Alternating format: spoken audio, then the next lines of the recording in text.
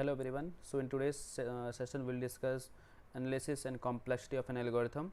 So how to analyze an algorithm and how to find time and space complexity of an algorithm, we will discuss this concept. So in previous lecture we have studied what is an algorithm. So algorithm is nothing but it is basically a step by step instruction to solve a particular problem. Okay, so this is called the algorithm. So how to analyze that we will discuss with the help of examples also.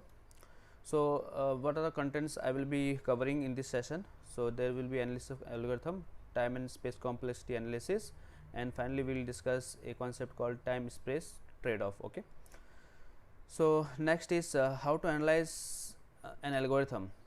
So analysis of algorithm it basically means we are more concerned with the efficiency of an algorithm, and how to find the efficiency of an algorithm means it is nothing but it is on the basis of performance of the algorithm. How does our algorithm behave? Okay, so so next question arises, how can we measure the performance of an algorithm? So what are the factors do we have? So we have time factor and we have space factor. So the amount of time required by the algorithm to execute, that is called time complexity, and the amount of memory space our algorithm is taking for its execution, that is called as space complexity. Okay, so we will be discussing this concept with the help of examples also. So let's take this time and space complexity. So very important thing is time complexity means it is the CPU time. Okay, how much our time is our program is taking to execute, or that is called the CPU time. So space complexity is nothing but the space allocated in the main program. So how in the RAM, how many, or we can say in the secondary memory, how much space is allocated. So we'll analyze that with the help of example also. So the question arises, which is more important, our time is important for us or space is important? Whether we must focus on time complexity of an algorithm or we must focus on space complexity of an algorithm. So the answer is we can say in today's scenario time complexity is much more important as compared to space complexity, because we know we have plenty of space, we have memory of very in gigabytes. Okay, we have very large space of memory, so we are not much concerned with our memory. So but we need our program to be much faster, to be much efficient.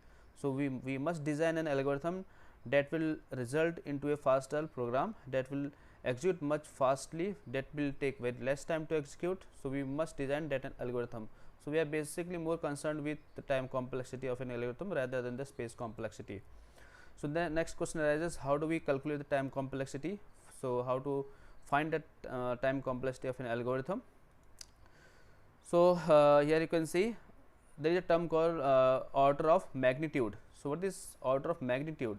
So how many times the statement are executed, that is called the this order of magnitude. So we have statements in our algorithm. So how much time that statement is executed, we will focus on that and we will find out this order of magnitude. So it is also known as frequency count method, or we can say step count method. So it is a very useful method in order to find the time complexity of an algorithm. Okay, so we will discuss this space complex this frequency count method with the help of example. So next we'll after this session we'll discuss this asymptotic notations, that is also used to find time complexity of an algorithm. Okay, okay, so here we can write algorithm with the help of with simple statements, or the algorithm can have iterative or recursive statements as well. So we'll discuss examples.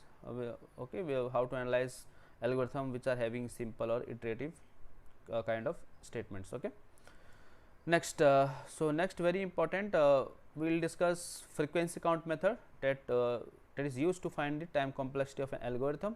Okay, so we will take one example, we will take few examples rather, we will discuss in detail how to find this time complexity. Okay, okay, so let's take one simple example. So here you can see I have written a simple statement that is called sum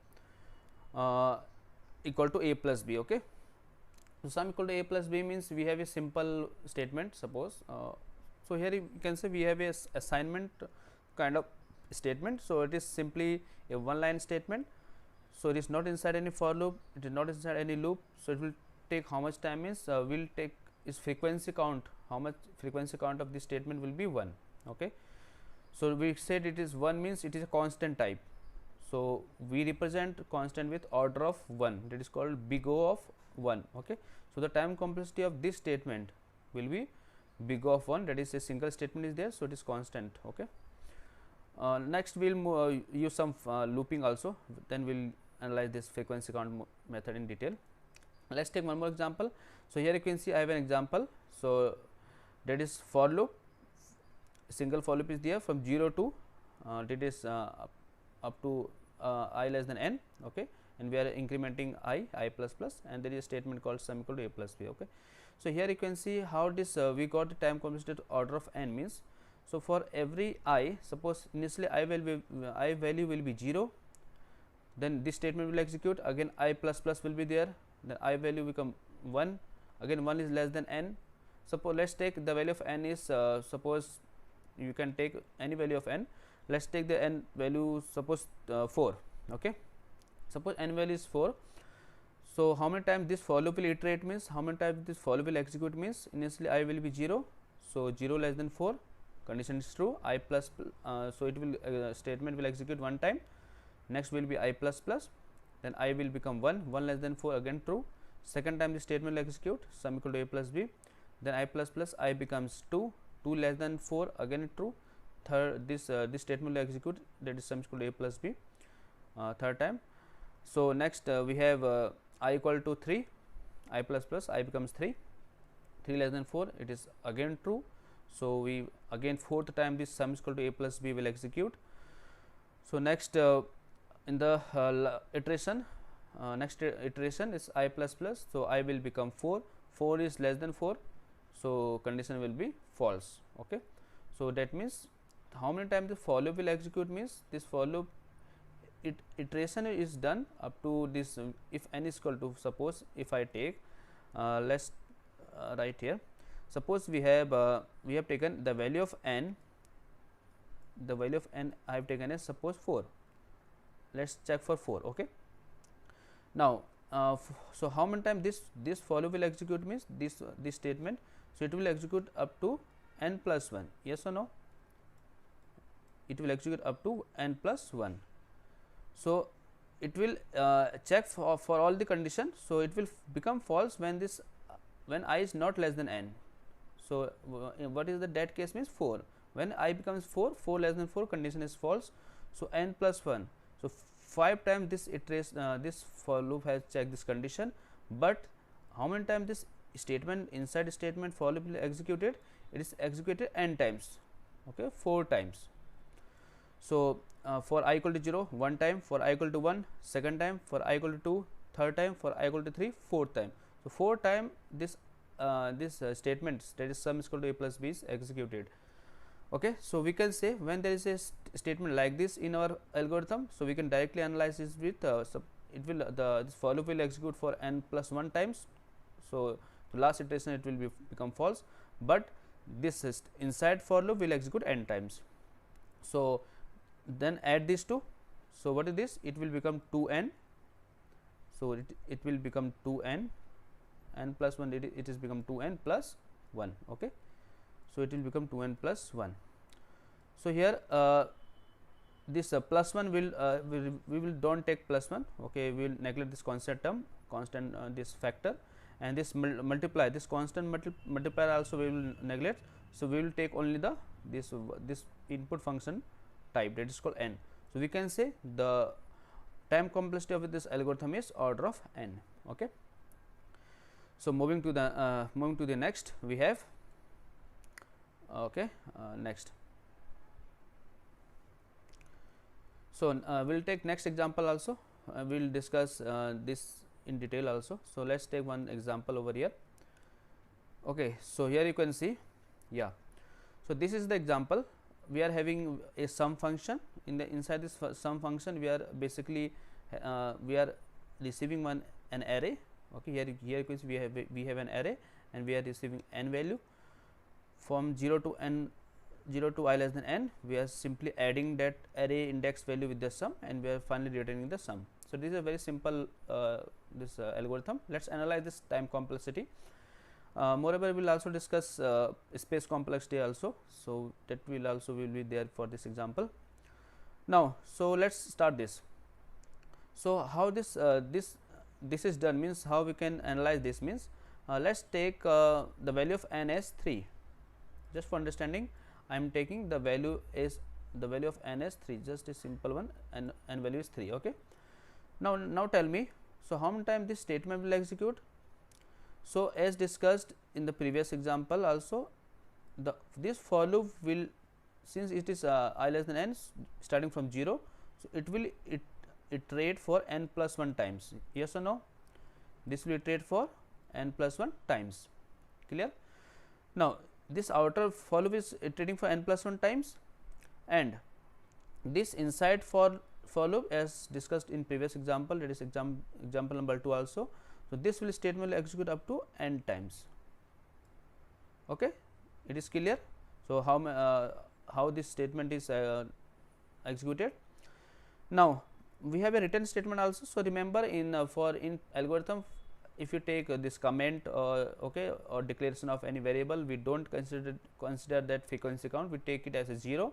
But for something called assignment or return statement, we will take the frequency count as 1. So it will be counted as 1. Okay. Now this is the whole frequency count we got. Just add all. So it is n plus 1 plus n plus 1. So it will be 2n plus 2. Yes or no? It will be 2n plus 2. Okay. Now remove this constant factors as well as this multiplier. Just take this input function called, that is your size called n. So this, so the time complexity will be order of n also. Okay. So if you take the time complexity of this algorithm, so it will be order of n. Now, so what is the space complexity then? If you analyze the same for this space complexity, so what will be space complexity? So here I am writing the space complexity on the left hand side. Here you can see. Yeah. So what are the things, what are variable do we have? So space complexity is nothing but how much space our algorithm is taking, okay, in the memory. So we have an array. Suppose array size is something called n size. So we will have this n for array A. So this is for ARR. For array ARR, so we have this n. So let's, for space complexity, let's use one that is called word. So we'll analyze with the help of word. Okay. So suppose array n is size n, so it's taking suppose n word total. What are the other variable do we have in our code? So here you can see we have the variable called n, we have the variable called sum. Okay, we have the variable called sum. Okay, and next we have one more variable that is called I. Okay. Now so since it is simple integer, it will take this okay, we are considering one word. So it depends upon compiler to compiler. So it is taking simply a one word. So it is also, sum is also a simple integer, I is also simple integer. So it is all will be 1. So add all. So it will be simply what is the size means, we can say n plus 3. Yes or no? It will be n plus 3. So same rule applied here also. So we'll just remove this plus 3 factor, just remove this constant and just have this n. So the space complexity of this algorithm will be order of n also. Okay. So this, I think you got this example. So a very simple example. We will have few examples also. So in order to have the more concept of this. So moving to the next, let's take one more example. So here you can see I have an example, there is a function called sum. This function sum is basically having two arrays. It is argument is receiving two arrays. Okay. Now let's take this function complete. Let's completely write this function. Yeah, I think it is okay. Yeah, now it is okay. Okay, so find this time complexity and space complexity of this algorithm. So this simply addition of two matrices sum method. It is adding two matrices. Okay. having parameters I and j. Okay. So, if you take directly, if we can analyze, because we have discussed one, two, three examples. Okay, directly we can write here also. So, here you can see how many times the outer for loop will execute. So, it will execute for n plus 1 times. If outer for loop is executing for n plus 1 times, now tell me this outer for loop where this body ends, for this outer for loop, for this curly braces, where this body ends, the body ends at here. Here you can see it is the outer for loop. So, that means inside all the state, what are the statement do we have inside outer for loop? All statement will execute for n times. Since outer is executing n plus 1, so its body statement will execute n times. So, it's inside this body we have a nesting of for loop and a statement. So, that means this statement, due to this outer for loop, statement will execute n plus 1 time, and this statement, that is our addition code, it will also execute for n times. Sorry, not n plus 1, it is n. Okay. Yeah, I think it is clear. Let us again see here. We have this outer for loop starting from 0, it is going up to this n minus 1. So, it is I less than n, and we are incrementing I plus plus. Okay. Now, so here you can see if the outer for loop is executing for n plus 1 times. So, what are the statements do we have inside this? All will execute for n time. Okay. So, this also n. So, this also n. Now, let us come inside. Let us take this this one also. So, here you can see. So, we have a what we say, nesting of for loop. So, how this this will execute? Let's try to use this. Okay. Yeah. Okay. Sorry, it is a mistake over here. Just remove this eraser. Okay. Now, answer this question. Pointer. Yeah. Now, the inner for loop is again will it will take some time, yes or no? It will, suppose it is starting from 0 to up to n minus 1. So, how many times this inner for loop will execute? So, inner for loop will execute for n plus 1 times. What are the statement inside this inner for loop? There is a single statement, that is addition. We are just adding A and B matrices. So, so this statement for inner for loop will execute n times, because outer for loop executing n plus 1. So, inner for loop will be n, and there is no other statement. So, simply just add all. So, what we will get?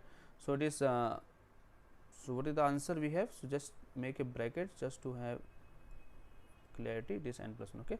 So, answer is n square n square. So, total will be, we have 2n square here, yes or no?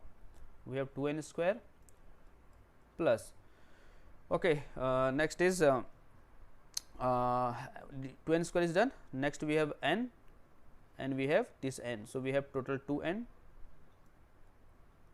and we have plus 1, yes or no?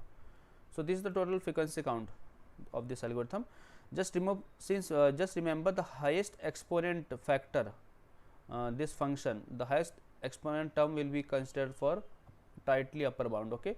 We will remove all the this lesser exponent factors terms. Okay.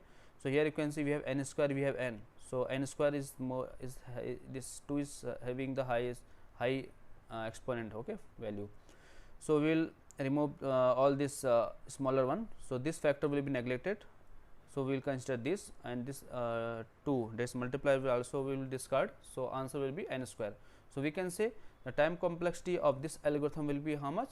It will be n square. So, space complexity is also n square, order of n square, big O. So, this notation is called big O. Okay, order of big O. Okay, that is called upper bound. So, this n square is, so how we got space as n square means, we can say we have how many matrices? We have 2 matrices of same order. Okay. So, for matrix A, what is the size, how much memory it will take? Since suppose we have a 3 cross 3 matrix, so 3 into 3 is 9. Okay. So, suppose a matrix is we have a matrix of another example, suppose A equal to 4 cross 4, so total will be 16, like this. So, we can say n square. So, total size will be, it will be n square based on the input. Okay. Next we have this B, array B. For array B, how much memory space it will acquire? Same, n square also, based on the input size, how much array we are passing. These two arrays are done.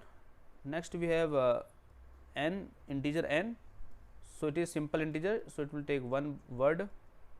Next we have variable I, we have variable called j, and yes, is done. Okay, so this will be one word and this will be again one word. Okay, just simply add all. So what will we get? We will get answer as 2n square plus 3, I think. Yes, so it is it will be your 2n square, 2n square. Okay, one more thing, we have C also, no, we have C array also. Okay, we'll store C also. C will also take space, so C is addition of two matrices, so again its space will be n square. So total will be 3n square. Okay, not 2, it will be 3n square. Okay, 3n square plus 3. Just remove this this factor. We don't consider the constant term and this multiplier. Just focus on the n square. So the space complexity will be n square. Time is also n square, space is also n square. I think we got this concept. So let's take next example also. Yeah, example number 5. So we have an code for multiplication of an algorithm. Okay, now tell me what is the time and space complexity of this algorithm. So this is the function for multiplication of two matrices. Okay, so here you can see we have matrix A, we have matrix B, we have this A matrices, we have B matrices, and we are simply multiplying these two matrices. Okay, so let's analyze this.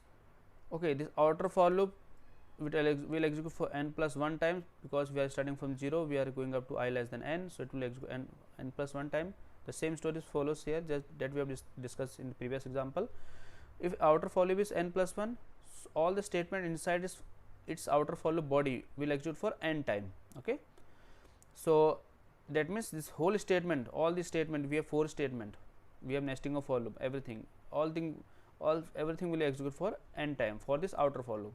So it will be n, this statement will be n times, this for loop will also be n times. Look at here, very important question. Okay, and this statement will be n times. Okay, so for this outer n plus 1, we have all the statement inside the outer outer for loop, we have this n time. Let's come inside and they take this inner for loop also. If starting from 0 to n minus 1, so this statement, that is inner for loop, will execute how many times? It will again execute for n plus 1 times, because we are starting from 0 to less than n. If it is n plus 1 times, mean all the statement inside this inner for loop of j will execute for n time. So that means all the statements, this also we have statement, so this also will execute for n times. Yes or no? This also statement will execute for n times. It is n. Okay, and this will also be execute for n times. Clear? Now take the innermost for loop, that is we have k equal to 0 up k is less than n, k plus plus. This statement will again execute for how many times? It will also execute for n plus 1 time. All the statement inside this follow up k will execute for n time. So we have a single only one statement, so it will execute for n time. I think you got this concept. Okay, we have discussed so far 5 example. Just simply add all thing, all this what we have got. So here we have n plus 1, it is simply a bracket. Okay, it is simply a bracket over here. Just put the bracket. Yeah, so if you add all these things, so how many times we have n cube and n cube n cube, we have 2 times n cube, so it will be 2 n cube, it will be 2 n cube. Okay, it is cube, and plus how many times we have n square here? It is n square, n square, n square, so we have total 3 n square. So we have 3 n square. Clear? Next, how many times we have n here? We have 1 n over here, okay, we have 1 n over here, so it will be 2n. Yes, yeah, it will be 2n. And is there any constant? Yes, it is plus 1. So this is the whole addition of this frequency count for this given algorithm. So we will take the highest exponent this term, and we will just neglect all this this factor. So we will take this only n cube. So we can say the time complexity of this algorithm is also n cube. Okay. So what is the space complexity will be? It is n square. What is n square? Because we have 3 arrays, that is we have array A, we have array B, and we have array C. All will take n square time, n square space, and all this variable n, I, j, and k, all this will take one word. So if you add all this, you will get as you will get as order of n square. I think you will get. Okay, just simply analyze this space complexity for this given algorithm. Okay, so let's take few example more on this.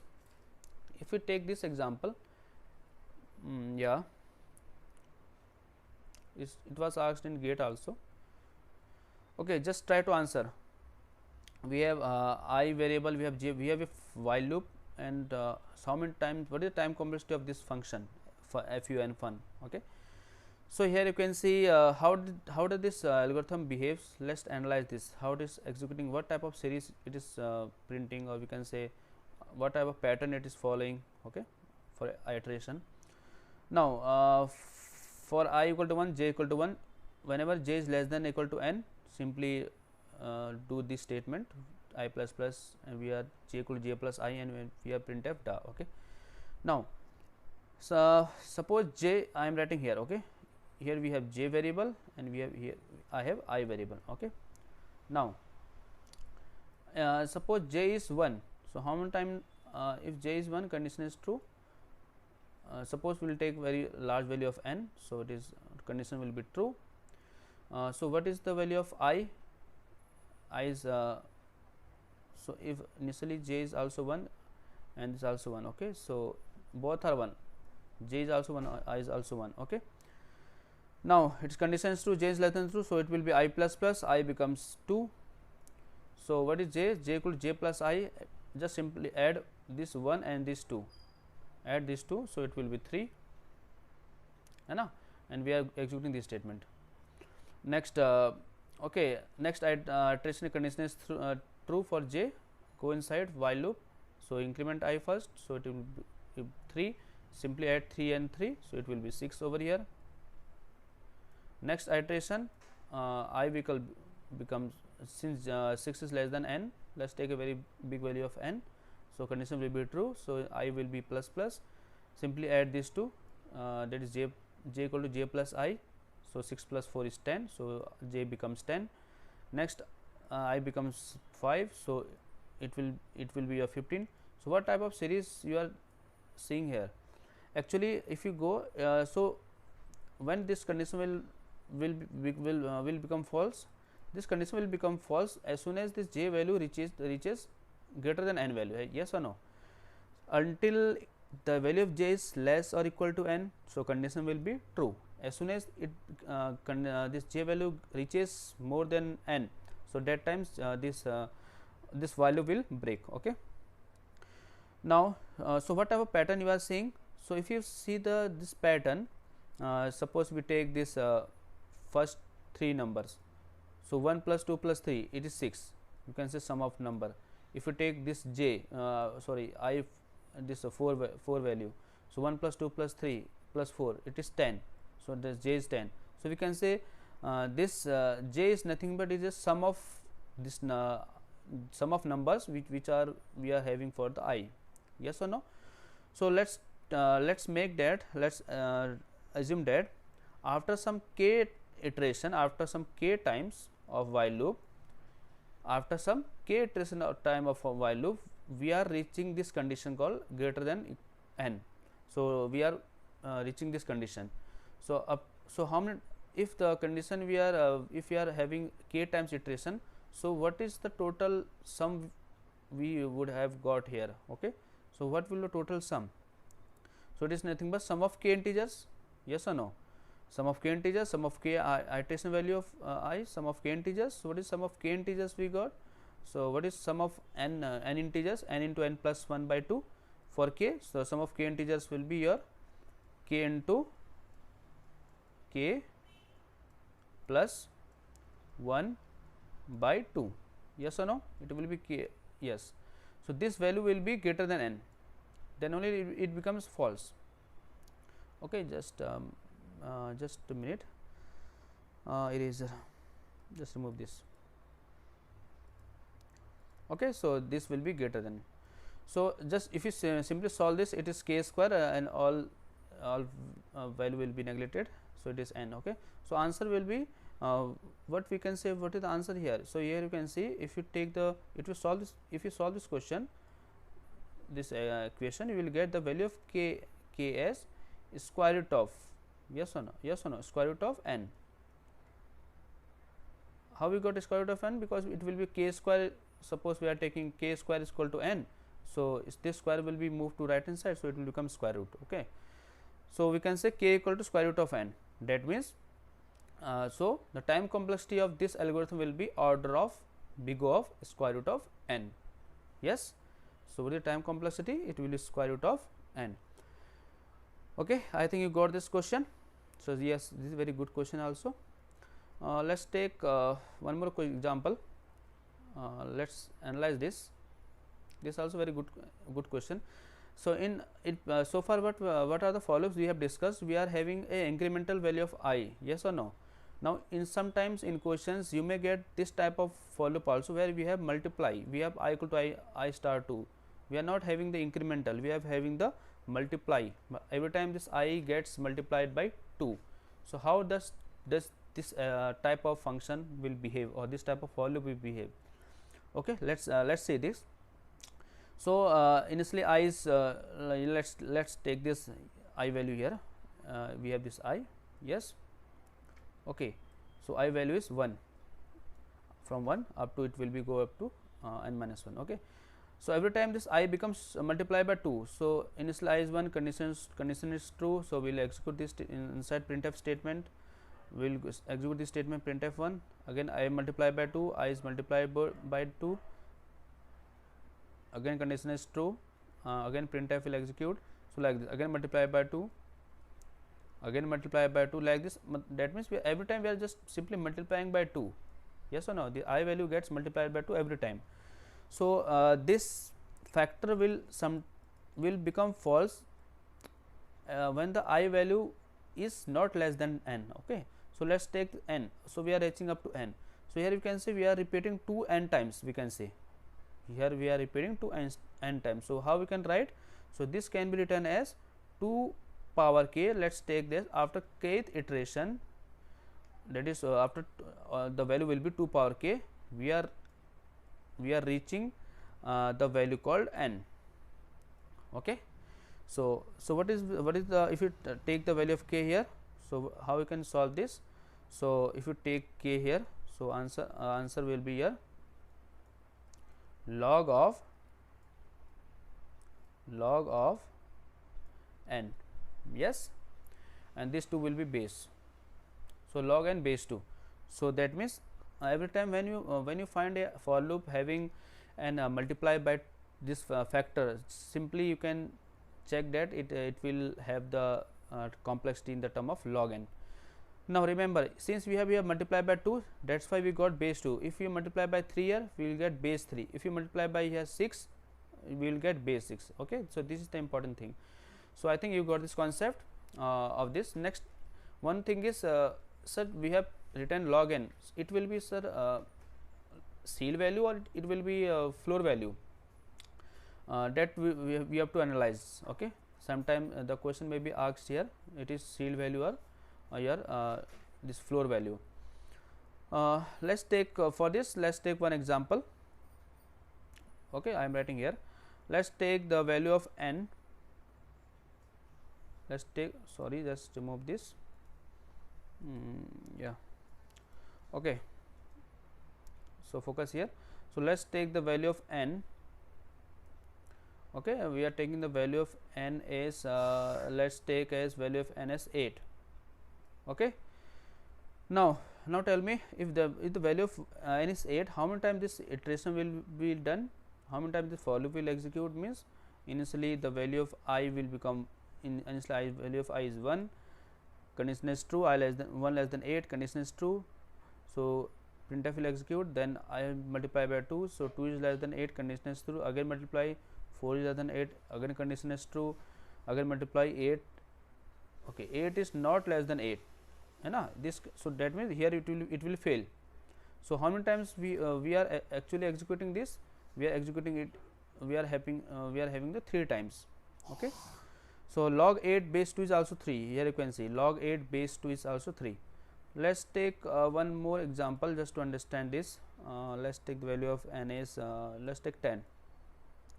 Similarly, for this also, initially the value of I will be 1, multiply by 2, it will become 2, multiply by 2, it again condition is 2, so 4, multiply by 2, it is also 8, 8 is less than 10, condition is still true, multiply by 2, it will be 16, yes or no, 16 less than 8, sorry, 16 less than 10, condition false, so it will be removed here. So total possible iterations that we have successfully done is 4. Okay.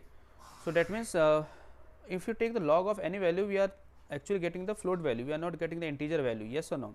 So but how can, here we are taking, we are having we are getting 4, but if you take log 10 base 2, if you find log 10 base 2, you will get something, since log 8 base 2 is 3, so we can assume that log 10 base 2 will be something called 3.1 or 2, we can take, let's take 2, 3.2. Since log 10 base 2 is 3.2, but we are getting here 4, so that means we have to take this here seal value. So we have to take this ceiling of this answer, clear. So this is the answer. So that means the time complexity of this algorithm will be log n base 2, and it will be seal value. If again the same this rule goes if you have the divide. Suppose we have that in place of multiply, suppose if you have divide, the same rule goes, we are simply divide by 2 2 2. Okay. So again the same applied here also. So if you take the value of simply initially the I value is equal to 1 equal to your n.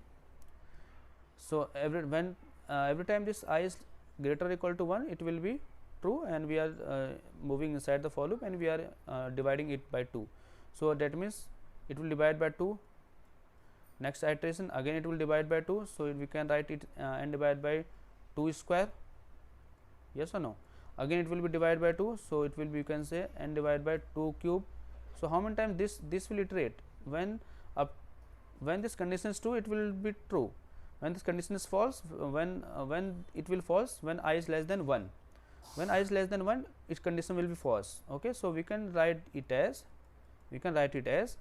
n divided by 2 power k, at suppose k iteration, k it will become it is less than 1. If you solve this example, so it is the same equation that we have got in previous example also. So we will get the answer as k equal to log n base 2, k equal to log n base 2. So remember, if we are dividing by 2, so that's why we got base 2. If you divide by 3, so we will get base as 3. If you divide by 6, we will get base as 6. Simple thing. So the time complexity of this question will be log n base 2. Clear? Okay. It is just for your practice. You can solve this. Okay. Here you can see we have plus plus thing, we have multiply thing. So how can directly write? So plus plus will be your simple n terms. Okay. And multiply by it will be in the log terms. So here can I directly analyze, since we are starting from 0 to n, and here we are starting from 1 to n minus 1. It is also 0, I is 0 to n minus 1. So here you can see. So directly we can write n plus 1, or we can write n also. So it suppose it is n plus 1 or log n, does so it is, we can write n plus 1 or n, doesn't matter, because n plus 1 is, we can write as n also. So here we can write it is as log factor, yes or no, log n factor. What is the multiply by 2? So base will be 2. remember here you can write plus 1 also for this outer for loop. You can write n plus 1 also, doesn't matter. Okay, that is also correct. We can take n or n plus 1, but if you take n plus 1, that is also good. Simply we are, so what answer we will get here? So we will get a time complexity as, and we will get n log n. Okay, so we will get n log n as the time complexity of this algorithm. But remember, as discussed in previous example also, if we have to take the each for loop individually, yes or no? If outer for loop is executing for n times, so how many times this inner for loop will execute for given outer for loop?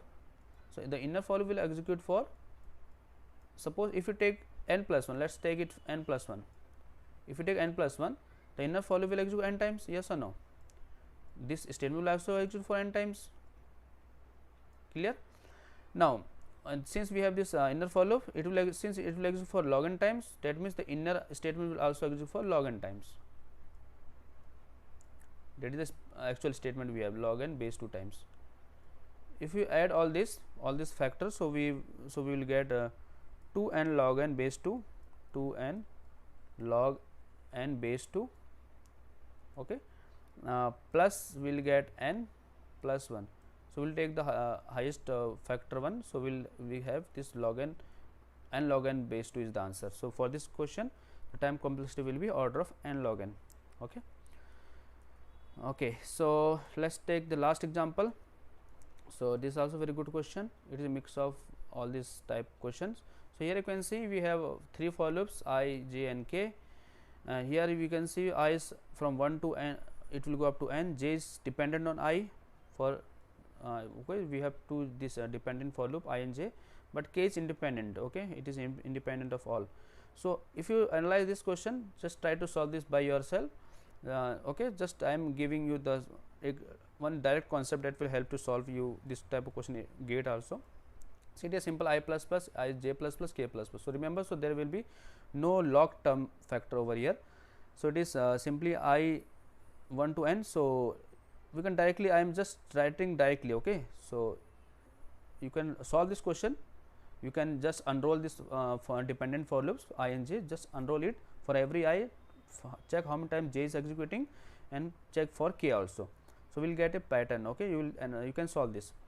So just I am writing it directly. So it is n. So j will be n square directly, sum of all. Okay, and this k will be here. Since it is dividing by 2. Yes, since it dividing by 2, but it is independent. Okay, yeah. So doesn't make any difference. You can take n by 2 or n. So what is the thing total multiply? If you do multiply here, so it will be n power 4. So how we got n power 4? Actually, you can solve this this example. You can solve, how you can solve this example? You can solve like this. Okay, look at here. For every I, check for j. Since look at here, if we have the value of I as 1, so how many times j will execute? J will execute for one square time, that is 1. How many times k will execute? Like this. You have to write like this. How many times k will execute this for loop? It will execute for n by 2 times. Yes or no? Since it is independent. In the next iteration, the value of I is becoming 2. The value of I is becoming 2. So how many times j will execute? 2 square. That is 4 times. We can write 4 times. Yes or no? Or we can write 2 square for 4 times. How many times k for loop will execute? It will execute up to n by 2 into 4 times. Yes or no? N by 2 into, because it is inside j for loop, into 4 times, like this. Similarly, if you do like this, so when it will become up to when this for loop will execute, this for loop will go up to when I will become n. So j will execute for n square times and k will execute for n by 2 into n square times. Yes or no? If you simply sum all these k factors, because it is actual thing, okay, we are getting in the form of function over for n. So if you sum all this, I am writing in above, you can see, because I don't have space below, I am writing here. if you sum n by 2 plus n, if you sum like this, if you take the sum, what is the first factor we have? N by 2, just write n by 2, plus what is next factor we have? N by 2 multiply with 4. Okay, it is 4, just take it 4. Okay, I am erasing it, pointer, yeah. So it is multiply with 4 plus next factor will be n by 2, the next factor will be n by 2, sorry here, n by 2 into here 9, yes, because it will be 3 square, so it will be 9, like this. So like this series we will get. So take the common factor here. So what is the common factor here? I am writing on the left hand side. So what is the common factor we are getting? We are having the common factor as n by 2. Take this outside the this just a minute. Okay. Okay, so let's take n by 2 as the common factor. Now, so here we will get series like the 1 plus 4, 1 plus 4 plus 9 plus, okay, like this. So it is the sum of squares of first n natural number. So what is the like this sum we will get? It is sum of squares of first n natural number. So what is the formula? So we could just put that formula here. So we will get this n by 2 multiply with, so what is the formula for this this series? It is n into, if you know, it will be n into n plus 1 into multiply with 2n plus 1, yes or no, whole divided by 6. I think it is the formula, yes, n into n plus 1, 2n plus 1 by 6. So just neglect everything, just take the highest exponent n. We have 4 n's and multiply, so we can say n power 4. So we can directly write like this also, n power 4. So the time complexity of this algorithm will be order of n power 4. Okay. So this is all we have discussed time and space complexity in detail. Let's take the last concept. It is called time space trade off. It is a very simple concept. So what is time space trade off means? So it is also known as time memory trade off. Okay. So to develop a software, we want an appropriate algorithm that will consumes less time and it will also consume less memory. But actually, practically, we don't have such type of algorithm. Okay, that has this this feature. Okay, that has less time or less memory. Okay, so we can't. So this is ideal situation. We can't get that type of algorithm. Okay, this practically it is not possible to design such algorithm. So we have to sacrifice one thing. Either we can sacrifice time or space. Okay. We have to sacrifice one thing for designing the algorithm. Okay. So moving to the next, so basically a time space trade off is a situation where we try to solve a particular problem by either consuming less time and more memory space, or consuming more time or less memory space. Okay. So if time is our major constraint, then we can design an algorithm that will take less time for its execution by having a cost of more memory space. If space is our major constraint, then we can design an algorithm that will take less memory space at the cost of more time. So we can either sacrifice time or space. Okay. So this is called simple time space trade off. Let's take one example.